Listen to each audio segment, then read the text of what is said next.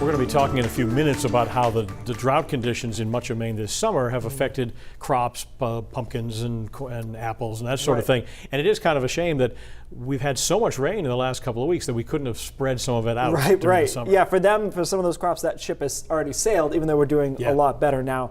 And we got the new drought monitor today, and it was much improved, as you'd anticipate. Didn't even include today's rain, of course. Yeah. So, and there's a lot of that.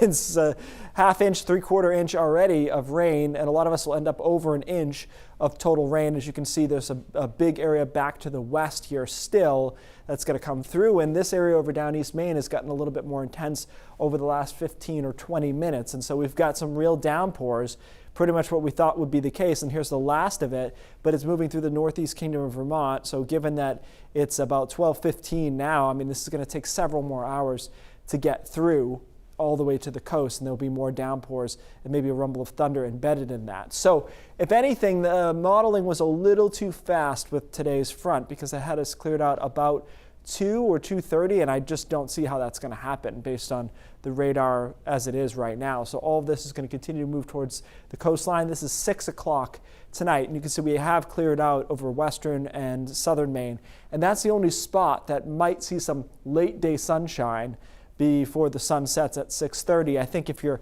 east of, say, probably about Freeport and this line here, then you're not going to see any sun today. It's just going to be rainy and cloudy. Overnight tonight, it's partly cloudy. Temperatures drop more into the 40s and a couple of 30s too.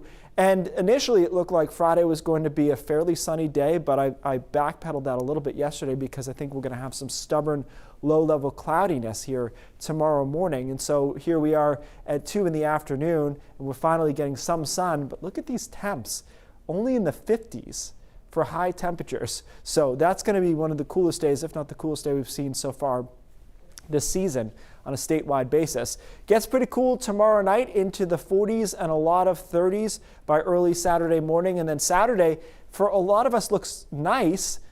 Fiona will be right there. We'll talk more about that in a second, but temperatures will still get into the 60s, and there'll be a lot of sun around. It just will be either breezy or windy, depending on where in Maine you're located. So that front that's coming through is going to help steer Fiona and push it a little bit farther east, and then high pressure is in control tomorrow, Saturday, and Sunday. It's in control, but obviously Fiona's proximity impacts our weather, especially over down East Maine. I think Sunday is the better of the 2 weekend days. In fact, probably the best day of the next 6 or 7, most likely, because it'll be around 70 with some sun. Still a Cat 4, Fiona is, and a really good-looking storm. You can see the center of circulation there getting a little bit more asymmetrical, which is good, showing maybe not quite as much strength as it did yesterday, but it'll be a Cat 4 as it moves to the west of Bermuda and eventually go down to a 3, and then a 2, and then just slam into Nova Scotia there, unfortunately. That storm is close to us, very close to us, in fact, and it's basically just east of Halifax here. That'll give us enough to give us some strong wind gusts over down East Maine, probably 40 to 45 miles an hour. I was thinking maybe up to 50 yesterday, but the storm nudged a little bit farther east. So